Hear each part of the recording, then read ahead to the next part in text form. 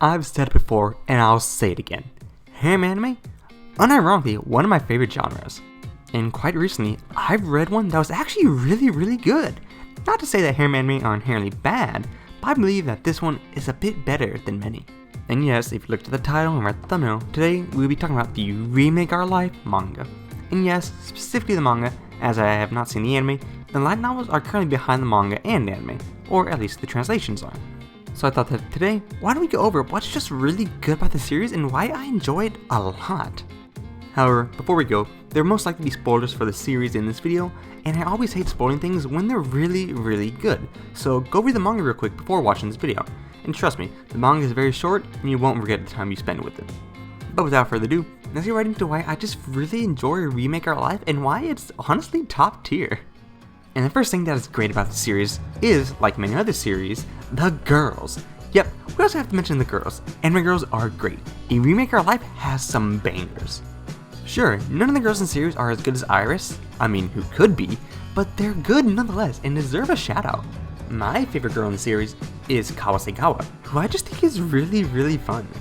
She gets flustered easily, she blushes, her design is great, both college and adult Kawasegawa, and overall, she's just a really fun character who I wish would win in the end. But of course, my best girls don't win, no matter the series. Quick correction, she might win in the spin-off novels, which I think are a whole different timeline, but my point still stands that she does not win in the main timeline, and that still hurts me. But anyway, some examples of my best girls losing being Miku, then Yatsuba, Marika Tachibana losing to Chitoge, Ruka losing to Chizuru, and maybe even Iris possibly losing to Megumi and Konosuba, although I still hold out faith that Iris is going to take the W. I just cannot win with no matter what series I pick, because my best girls are just determined to lose. But moving that little rant aside, Kawasegawa isn't the only good girl in this series, another one being Shinoaki, who is sort of the winner? I don't know, it's kind of confusing. But regardless if she's the winner or not, Shinoaki is really cute. I like how she seems to have little shame, and how she draws because I like drawing, and I really respect that. I also like how her character is written, and the goals she sets out for herself, and how she doesn't achieve those goals at some point. And it's very interesting for me, and her character. And of course, we can't leave out Nakano, someone who does have shame, and who loves Koya so much, but he's so oblivious to her advances that he doesn't notice her. But even though Koya does brush off Nakano's advances at that point, she's still a really good character who, like Shinoaki, has her own goals, and actually seems to fail to achieve those goals in this series, which is once again extremely interesting and something I'll touch on at a later date. And finally, the last girl worth noting in this series is the Lolly. She's cute. That's all. She doesn't have the craziest character, she doesn't have the best design, she doesn't have the best writing, but she gets a laugh out of me, and that's what really matters. In short though, the girls in the series are great, and yeah, that's it. Some good waifu material here. Hell, Shinoaki is literally a MILF. What more could you ask for? It's perfect. But moving away from the girls of the series, another thing I really enjoy is how the characters are written. I really enjoy how all the characters have their own goals set out for them at the start of the series, and how we begin to follow them while the series goes on. Some examples being how Koya wishes to become a video game designer, Shinoaki wishes to become an illustrator, or even Nakano on how she wishes to become a singer, even though at the start of the series, her tone is terrible. But what I really love about how their goals are set out is that they don't achieve their goals at this point in the series, and how after the time skip of Volume 3, they all fail. See, I told you we'd touch back on it. Shinoaki gives up on drawing, Nakano stops singing, and Tsurayuki becomes a doctor and gives up on his dream of being a writer. Yet what I really like about this writing is that even though these characters don't achieve their dream goals, something they tried so hard for, they don't become completely depressed and aren't written to be in a slump. Normally in fiction, when characters don't achieve their dream, they're depicted as lost in life, depressed. They don't know where to go. And while that may be interesting in some cases, I really like how Remake Our Life kind of switches up this classic formula. Shinoaki may have failed at becoming an illustrator in her life, but now she's in a loving family with Koya and their daughter. Or Tsuraki, he may have failed to become a writer, but now he has a loving spouse and works as a doctor helping people from day by day. I really enjoy this somewhat realistic interpretation of people who don't achieve their dream jobs, how even though it isn't what they always wanted, they're able to become fulfilled with their lives to a certain degree, even if it isn't the dream they hoped for. And I just really love that writing that's placed within all the characters, because it's very nice and honestly kind of fresh from reading a ton of manga that feel the same at some point. I'm looking at you, rom-coms!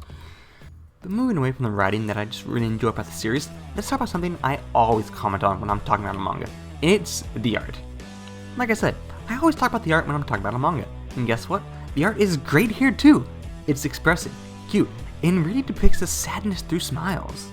Something I don't think a lot of manga are able to do, but this manga does expertly in this scene right here. Of course, it isn't my favorite art of the manga, that's what goes with Dragon Ball, but the art is still really solid and definitely something nice if you want to see some booba. Because boy, this manga makes a good point at emphasizing the breast of some characters, specifically Nakano.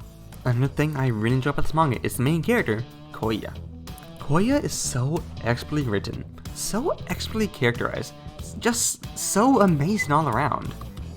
I love how he realizes that meddling in everyone's lives to help them actually hurts self-esteem, which I find as more really good writing placed within this character. I love his chemistry with the main cast, specifically Kawasegawa, who is the best girl, and I love how he's a bit of a pervert. And I really enjoy how he grows as a character, from being able to help everybody because he thinks that's the right thing to do, to realizing that sometimes you have to let people try on their own, or else they won't be able to accomplish anything in life, which he learns after the time skip in Volume 3, which is just very good. Overall though, this character is amazing, and I really couldn't ask for a better character in this series to center around on, because Koya is brilliant. And the final great thing I have to say about the series that I obviously enjoy a lot, is that it's pretty funny for the most part. Whether it's Koya being a bit of a pervert, Susaraki being confused by anime tropes, or even Kawasegawa getting a little bit flustered, a lot of this humor in the series just works for me, and it's really fun. Sure, some jokes may not be your fancy, but I believe this series can be a rather funny one, and that's definitely a positive I gotta recommend in this video. Now, moving away from the positives of the series, if I had to say one negative this series has, one huge negative, is that I can't read more! If you can't already tell, I love this series immensely, and the fact that I can't not read more into the series irritates me to no end. Yep, there's no negative in this series. From the festival arc, to the video game development arc, to the future arc that I'm currently reading, it's brilliant! Everything's amazing and I love it! And if you don't think this series is amazing, if you don't think this series is a 10 out of 10 like I do, then your taste is just not there. Sorry, I don't make the rules, that's just how it is. Anyway, I hope you guys enjoyed today's video. Remake Our Life is something I love immensely, and I just really want more. Did you like this series? Let me know. Anyway, hope you guys enjoyed it. Don't forget to like, comment, subscribe, and hopefully I'll see you in next week's video. Peace.